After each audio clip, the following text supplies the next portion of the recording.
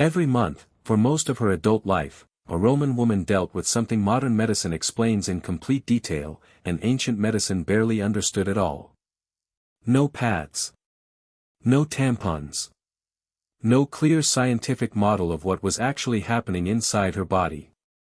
Just a mix of practical improvisation, inherited folk knowledge, and medical theories that ranged from surprisingly reasonable to wildly, confidently wrong.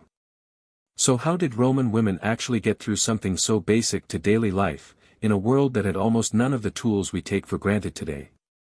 Let's start with the biggest misconception people bring to this topic. It's tempting to imagine ancient women simply suffering in silence, with no system at all. That's not quite accurate. Roman women developed real, practical solutions, passed down through generations of women managing exactly this same challenge. The problem is that most of what survives about Roman daily life was written by men, often elite men, who had limited interest in menstruation beyond how it fit into their broader theories about female bodies. So a huge amount of what we know comes filtered through male medical writers, not through the women actually living the experience, which means there are real gaps here that honest history has to admit rather than paper over. For basic absorption, historical and comparative evidence points to Roman women using strips of soft cloth, sometimes wool, sometimes linen, washed and reused, tucked or wrapped in a way that could absorb flow during the day. This wasn't unique to Rome. Versions of cloth-based menstrual management appear across many ancient cultures, simply because it was the obvious solution available with the materials people had. Wealthier households would have had access to finer, softer fabric, while poorer women worked with whatever cloth they could spare, which meant, once again, that even something as basic as period care carried a quiet undercurrent of class difference running through it. There's also historical mention, particularly from Greek sources that likely influenced Roman practice, of wrapped material worn internally, similar in basic concept to a modern tampon, though far less refined and without any of the materials or safety understanding we'd expect today. It's worth being careful here, because the ancient sources on this specific detail are thin and somewhat debated among historians, so treat this as a probable practice rather than a firmly confirmed universal one across the Roman world. Now let's talk about the medical theories layered on top of all this, because this is where things get genuinely strange to modern ears. Roman medicine, heavily influenced by Greek physicians like Hippocrates and later Galen, whose theories would dominate medical thinking in the Roman world and for centuries afterward, was built around the idea of four bodily humors: blood, phlegm, black bile, and yellow bile, which needed to stay in careful balance for a person to remain healthy. Menstruation, under this framework, wasn't understood the way we understand it today, as part of a reproductive cycle tied to ovulation. Instead, it was often framed as the body's way of purging excess blood, a kind of natural cleansing that kept a woman's humoral balance in check. This theory actually shaped how ancient physicians reacted to menstrual irregularity. If a woman's period stopped, was unusually heavy, or caused significant pain, physicians like Galen might interpret this as a dangerous buildup of blood or humoral imbalance somewhere in the body, something that needed correcting, sometimes through diet, sometimes through herbal remedies, and in some medical traditions, through bloodletting elsewhere in the body, based on the logic that if blood needed to be released, releasing it through another controlled method could restore balance. From a modern medical standpoint, this reasoning holds up rather badly.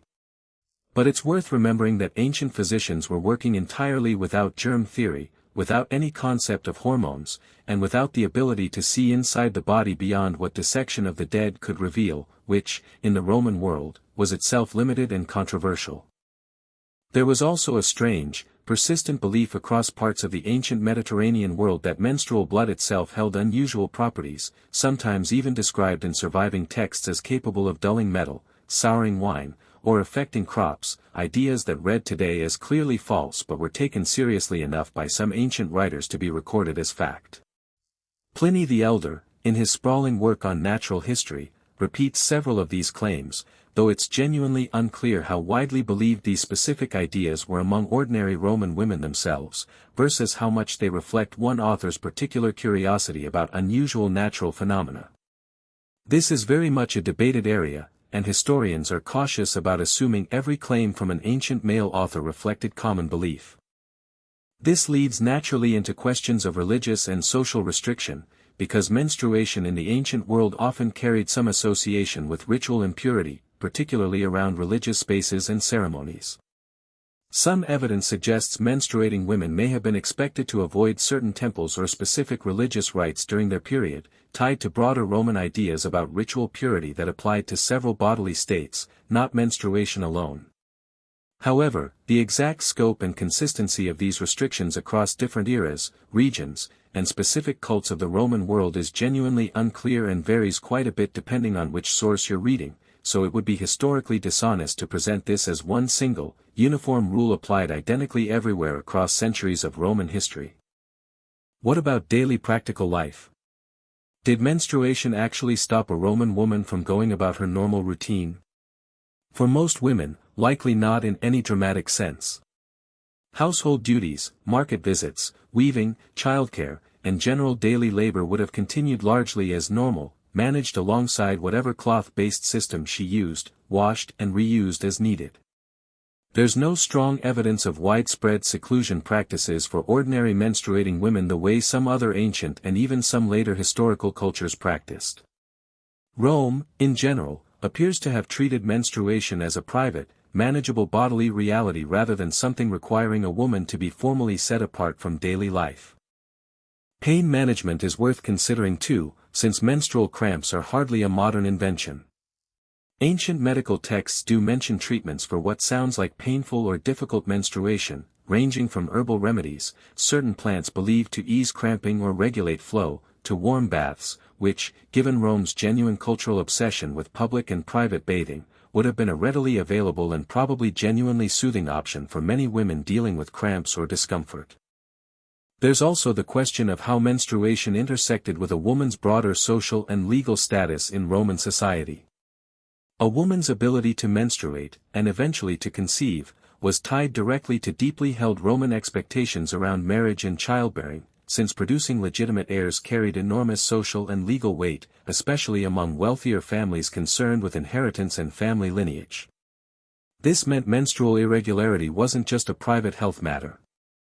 It could carry real social pressure and anxiety, particularly for married women expected to bear children, since an irregular or absent cycle might be interpreted, rightly or wrongly by ancient medical standards, as a sign of infertility or illness requiring treatment. Let's also address something that deserves careful, honest framing rather than vague euphemism. Enslaved women in Roman society, who made up an enormous portion of the population, would have managed menstruation with almost none of the resources or accommodations that wealthier free women had access to, while simultaneously being expected to continue physically demanding labor without interruption.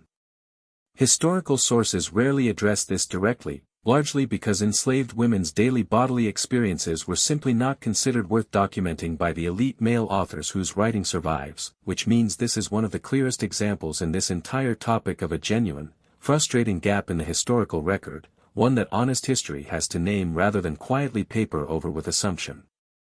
So what does the complete picture actually look like?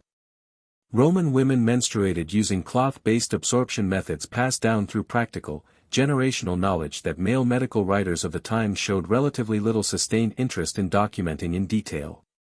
Meanwhile, elite male physicians built elaborate humoral theories around menstruation that shaped medical treatment, sometimes helpfully, often not, based on a model of the body that had no real concept of hormones, ovulation, or the reproductive cycle as we understand it today.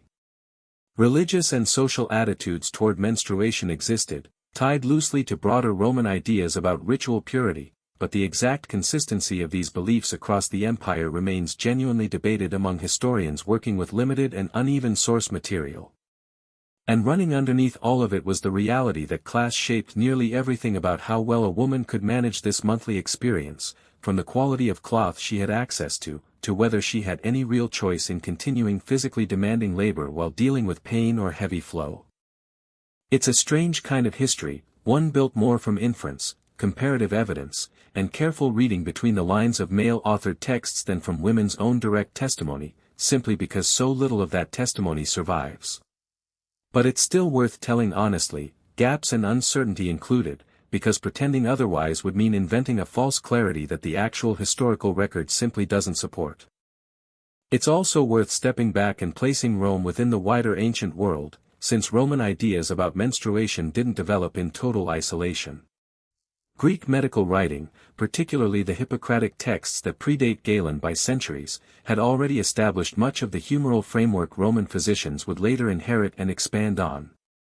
Egyptian medical papyri, some of them older still, mention treatments for menstrual complaints using specific plant remedies, suggesting that societies across the ancient Mediterranean were independently developing overlapping, though not identical, approaches to the exact same basic biological reality. This matters because it shows Roman practice wasn't some isolated oddity. It was one version of a much broader, ongoing human effort to understand and manage something every society with female bodies has always had to address, long before anyone had the scientific tools to fully explain what was actually happening. And that comparative context also highlights something important about how knowledge actually traveled in the ancient world. Roman physicians didn't invent their theories from nothing.